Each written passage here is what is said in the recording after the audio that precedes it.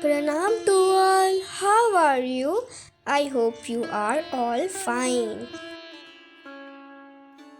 When you do up your home, it's just not the interiors that need attention. You must also design a beautiful outdoor space. This sets the tone for your home decor and is the first thing your guests see when they visit you. Plants are a must-have whether you have a sprawling garden or a balcony.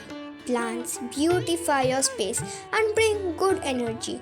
Some, like the Tulsi plant, even have medicinal values. Tulsi is a herb that is significant in Indian mythology and Hindu philosophy. The Tulsi plant in English is called holy basil. It looks nothing like the mint you grow in a pot, but it belongs in the mint family.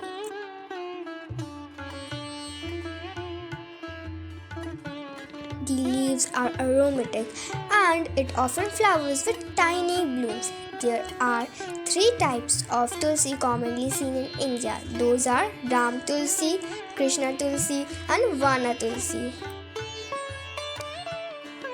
The Tulsi plant is the holiest of all in the Hindu religion, also known as Vrinda. Hindus believe it to be the gateway to the heaven.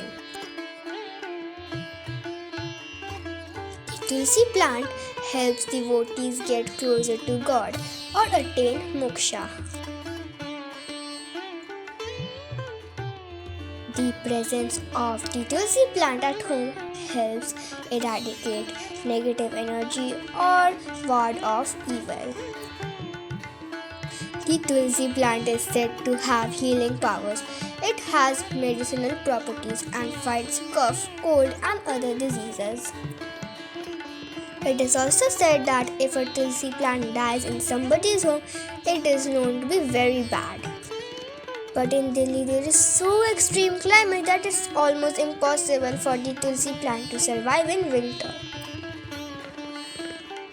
So my mom follows a few steps to make our Tulsi plant survive in this very cold and dormancy period. We mostly give all the flowers that we use to pray the god in the soil of the Tulsi plant. But my mom suggests that we should never give flowers in the soil of Tulsi without sun drying it. So collect the flowers that you use to pray the god and sun dry it. Then give it to the Tulsi plant.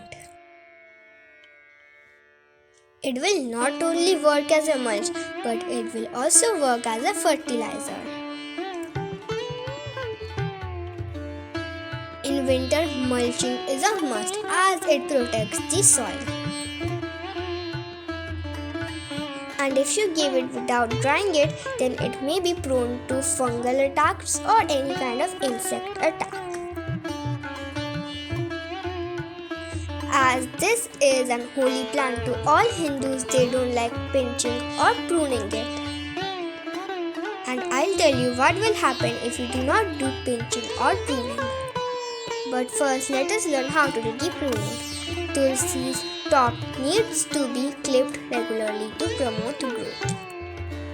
The time to begin trimming your Tulsi plant is when the stems have 3 sets of leaves each, one set on the top and 2 sets of leaves on each side.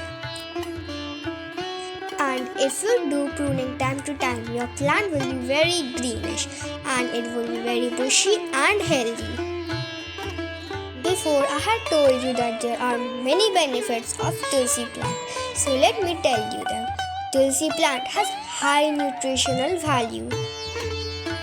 Tulsi plant helps fight stress. This strengthens the immunity system. Tulsi plant has detoxifying effects. And lastly, Tulsi plant can fight respiratory infections. In this this plant we did not prune or pinch, so you can see what has happened to this plant by yourself. So keep this plant in a sunny area, give lots of mulch and water precisely. And fertilizer is a must. My mom uses dried flowers as you already saw in the video, and also kitchen waste compost. And if possible, after sunset, make sure to cover your Tulsi plant with any plastic or cloth. Look at this Tulsi plant. This is a Tulsi plant without pinching or pruning. Take care, bye bye.